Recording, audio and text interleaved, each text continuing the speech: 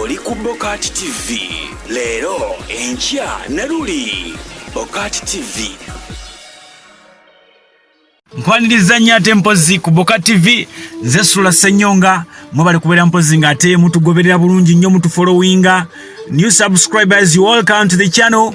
My name is SULA SSENYONGA. N'oluzungu numanyimu akatonotono. Bambi omuhonorable Kyagulanyi akyali mu nyumba ye gye baafuula ekkomera era bw'atyo tumusabira buli kimu embeera esobole okutereera. Olunaku olwaleero okulonda kukyagenda mu maaso bassentebe b'ebyalo n'ebibuga eby'enjawulo, okulonda kukyagenda mu maaso.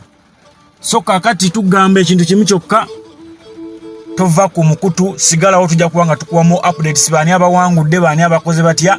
Teweerabye okugenda ku Facebook page yaffe BOCAT TV, nayo tuteekayo amawulire newankubadde wano tulinza okuba nga tetunnagakuwa, naye obeere mpozi ng'ate olikinga otufollowing ku page yaffe eyo obeere ng'ofuna ekyakabi. Olunaku olwajjo yabadde birthday ya Hamza Sebunya the Doctor, ng'ono ye bbawa Rema Namakula the Singer, era bw'atyo yamuyimbidde akayimba akapera nga tekuliko wadde ekivuga, era kano ngenda kukabazannyira kuba tekalina copyright ya ffenna oba nfuna bulungi nnyo. Singa Rema Namakula ayimbidde bawe Hamza akayimba ka birthday, mwana tu Hamza n'agamba nti oli bwakubira eŋŋoma olina okuzina, era bw'atyo bw'amukubidde eŋŋoma ne bamuteramu n'eddoboozi n'atandika okuzina nga bulijjo ng'enkola ye.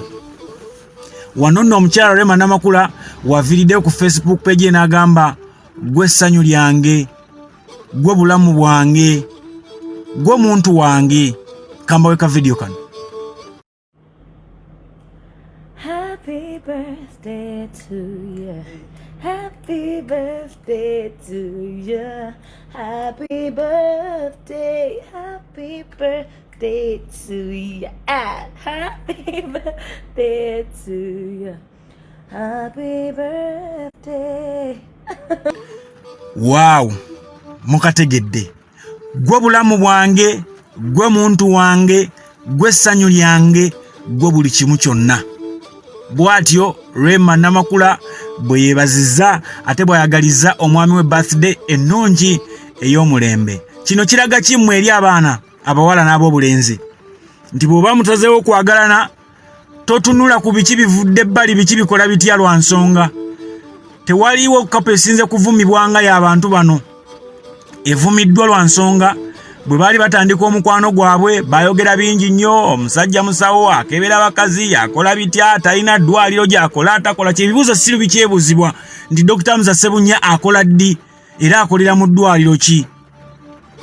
Kyemanyi ku mukulu ono nti yeetekako privacy, mbu talina Facebook page, talina WhatsApp. Era omukyala yekka yalina Facebook ne WhatsApp. Omwami yabyesonyiwa, ebigenda ne mu ggwanga tabimanyi, newankubadde nga waliwo abafekinga Facebook accounts ez'enjawulo ne bateekayo mbuza Hamza, naye bava ne baclarifyinga nti ye omwami Hamza talina Facebook page n'emu. Kati mu mukwano bw'oba onoyagala munno, mwagalire ddala nga totunuulidde ki oba ki. Oba mpulira, yagala munnoowo nga totaddewo bukwakkulizo. Banyi muteekawo obukwakkulizo, nze kola bwoti, nze oli ABCD eddedde. Ne mutandika okunoonyereza ne bimutaalaba, ne mutankuula. Era ndowooza Hamza ono musajja mugezi nnyo. Kubanga talina Facebook page account, banyi mugenda ku page zaffe ne muzitankula ne mukebera ebyafaayo ebyayita n'ebyaddi. Oba ntegedde. Kati nno ffe Hamza ndowooza kati ekizibu challenge weeri nti ate ffe business zaffe ezisinga za mutimbagano. Bwe mba sina mutimbagano ate mba sikola. Kati ye challenge tuyina byawukanako n'ebya Dr. Hamza. Naye kati abatwagala mutwagalire bwe mutyo tetulina kyakikolera. Naye by'okutunoonyerezaako bannaffe ne mufuuka bambega, mwandibadde mu byesonyiwa kubanga omukwano bwe mbansazeewo mbeere naawe, gwe gwe mbeera njagala. lwaki tofollowinga mutima gwange kye gugamba oba n'ogwo kye gugamba? Tuleme kubeera mu ntalo. Amaka n'osanga abantu batudde mu mmotoka, ono atunudde eri, avuga atunudde eri, ne gwe bavuga atunudde eri. Abo otegeera bafumbo bamaze ebbanga emyaka egiwererako ddala. Bw'osanga bano bagenda banyumye baseka, obwo omanya bakwekwana, bakyali bapya. Simanyi kizibu ki ekibeera mu nsonga ezo, omuntu okubeera nga bw'alwawo ennyo ate afuukira munne ekizibu. So nga twandibadde mu mukwano ogwa nnamaddala, ne tugenda nga tunyumya, ne tugenda nga tusaaga, nga tufuuse baaluganda. Naye abamu bannaye mutamye bannammwe laavu. Omukyalo olutunulako eri nti otunula ki? Oseka ki? Ani gweyogera naye ku ssimu? Omusajja olutunulako eri nti owange onontomeza sibanveemu. Otunuulira bakazi. Ne mutambula nga muli mu mbeera eyo. Fendo wano ensonga zino tutera okuzikonako mu love doors, ne simanyi oba lwakizizze n'eno. Era Rema yabireese. Rema yabireese ne Hamza.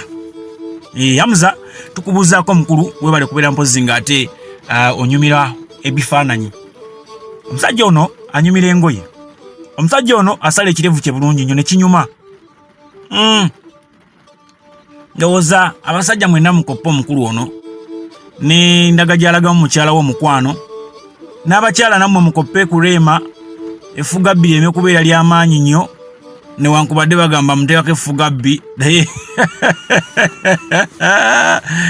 Sikimanyi nnyo ekyeffuga bbi oba alimuteekako, ne bambi baagalana. So kati yeyo embeera mwe tuli wano e Uganda. Birthday yabadde yajjo nga weze emyaka 31 egy'obukulu. Kati mwagalize naffe wano ku BOCAT TV. Happy birthday Dr. Hamza Sebunya. Munnange ebeera nga mpoza ate okuuma omukwano gwo inshallah ta'ala. Ate mpozi paka Allah lwali baawukanya. Omanyi Allah yamanyi ebintu bino dilo bitandika ne dilo bikoma. Kyova olaba ebiseera ebimu oluusi olina n'okugamba nti oba oleme kukaabira nnyo mukwano, kubanga Allah yaba abawadde n'agamba after 4 years temujja kubeera nga mukyali mwenna. Ne bwe munaakikaka mutya tekijja kweyongerayo. Naye bw'agamba ndi mujja kuweza like 20 years oba mujja kufa nga muli mwembi, ne bwe mwekuba ne mwereetako embale, ne bwe mwekuba ne mukola mutya, muba mujja kubeera mwenna, oba mwagala oba temwagala. So it is better you sort out yourself. Mwagalane awatali bukwakkulizo. Love your partner unconditionally. Mwesige yonna gy'abeera alaze. Tika kubeera nga ate olingiriza ebitakukwatako. Otegedde kiri nti akomyewo nga wo. Sijja kubeera mpozi nga ate nsuka wano eno. Nze SULA SSENYONGA, mbeere bulungi, mweraba.